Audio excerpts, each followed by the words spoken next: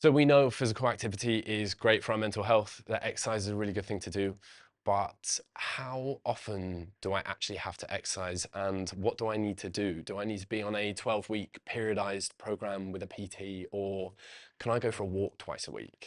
Great question. I think that's like a really personal thing. So I think if you're somebody who's already doing a bit of exercise, that'd be different from if you're somebody who's struggling with their mental health, has a mental health condition. I think if the good news is that if you're not doing much physical activity or if you're struggling with your mental health, just doing something to start off with is like super important. So if you're not very active and you're struggling with your mental health, like starting off with like a 15-minute or 10-minute walk is like super important to get going.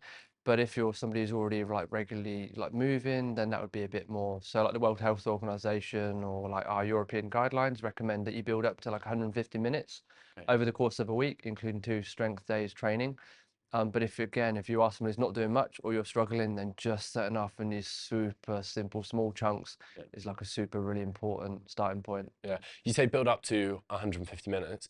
Does that mean if you're doing under 150 minutes, you won't feel the benefits? Absolutely not. These are like guidelines, and these are like aspirational guidelines. Those like guidelines would have put me off at many time points during my life for lots of different reasons. So these are aspirational guidelines we should building up towards.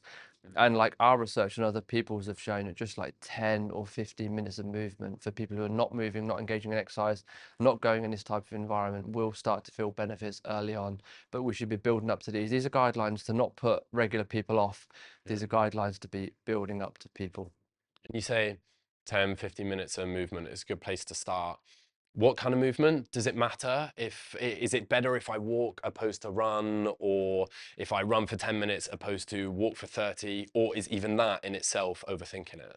Overthinking it. Yeah, So like I think if I'm speaking to most people who are active, so if we go strip this right back, yeah, 80% of adolescents don't meet those guidelines of 150 minutes or 300 minutes per week. 50% of adults don't. So if I speak to that portion, which is a majority, mm, just doing something is like super, super important. And we know if we look at the longevity of why, of people who engage in movement and exercise for a long time, it's people who do something they enjoy and people who find something that is like social and like fun.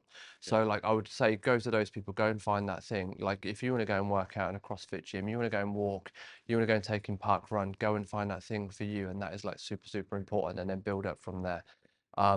We don't want to overthink it too much. So if I speak to the majority who are not doing it, particularly those who are struggling with their mental health, that is like a super important starting pace. And then if we go into like people who are doing something, then we start to see some differences if it's like resistance training, strength training, HIIT training, yoga, Pilates. But for the majority, just doing something is like super key. cool. Can you speak to those differences a bit? So, okay, if now we've managed to turn up to the gym a little bit more, or we've started our walking, we're on our way towards that 150 minutes. Um, and you said then maybe it slightly matters, or it starts to matter whether you're in the gym or whether you're walking. What should people start looking to do then as they get a bit more momentum going and they're starting to exercise and move a little bit more? So there's a couple of things. So I'd say start to build up the time. So total time, Yeah. more time is generally better. But one thing that we want to be careful of is like more time is not always better for your mental health. And maybe we can touch upon that a bit later. Build up time and also build up intensity.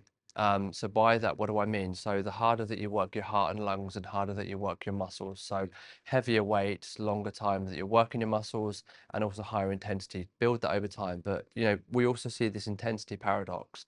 So particularly as we're struggling with our mental health, so the harder that we work, the more benefits we see for our mental health, but also the harder it is to get going, the harder it is to sustain. So it's a careful balancing act. The harder that we work, yeah, we see greater benefits, but it's harder to come back to.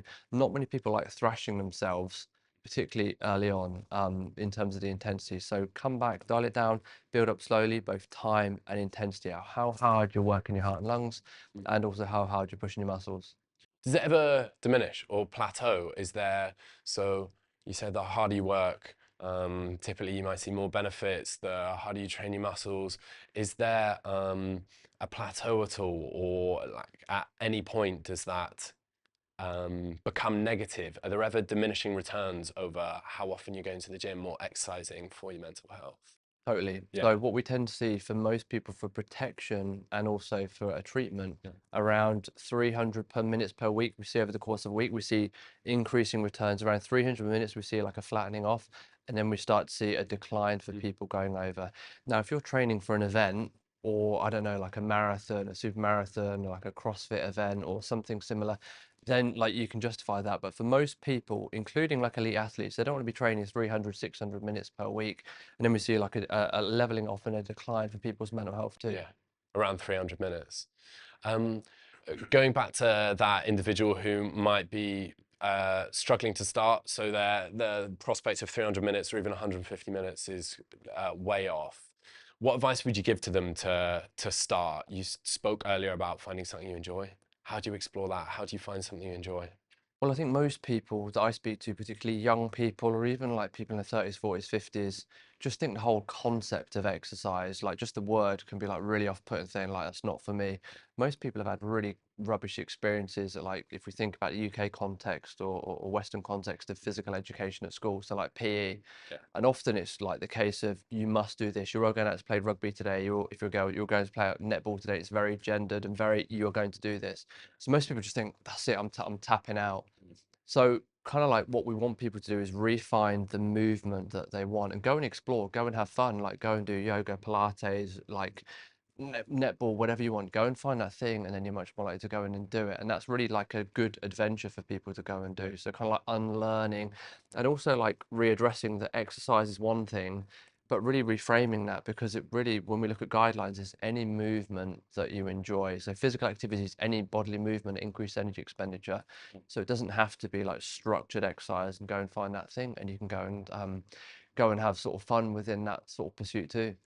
I love that approach as well of um, not overthinking it. I feel like I see so many people in the gym who are worried about what creatine to take or protein to have, or whether they should eat immediately after the working out, how many times they should go, and what you're saying of no, just maybe just aim for the minutes, aim for those guidelines. Um, on that, on those guidelines of aiming for building up to 150 minutes, 300, what how did you find that out? How did science work out that those were the numbers we should choose, that the World Health Organization should employ as our recommendation? Why is that the best amount of time to aim for? It's always a balance between what can we recommend for like public health benefits and what can we not scare people off. Most people are scared off by that number, like 80% of youth Yeah. and 50% of adults are not meeting those. But also it's the base, which there is like a good amount of evidence for physical and also mental health too. So we know that we can continue to recommend benefits up to 150, even 300 minutes. We can't justify it for physical and mental health beyond that. So that's just what the consensus evidence of like randomized controlled trials, like observational data shows there is like the best evidence.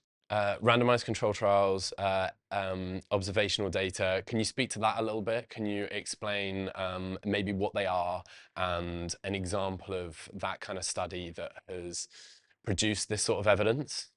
Yeah, so like there's a lot of junk terms in there that's just like confusing for people. And so like observational data is where we look at big numbers of people and we observe them over time. So I'll give you an example. So like we've observed people over time looking at how much physical activity people do and the risk of depression in the future.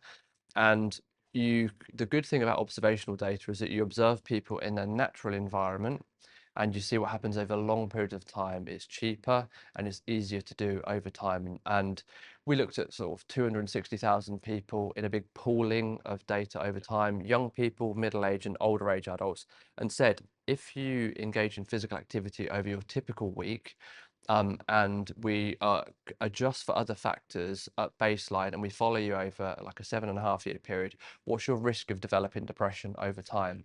And what we do is we can look at big data for people all over the world, and we look at this endpoint, depressive symptoms or depression in the future. And within this like huge cohorts of people, we see that people who engage in regular physical activity are around 15% less likely to develop depression in the future. And if we bring it back to that number we spoke about, 150 minutes over the course of a week, that risk of developing depression drops by around 30% in the future.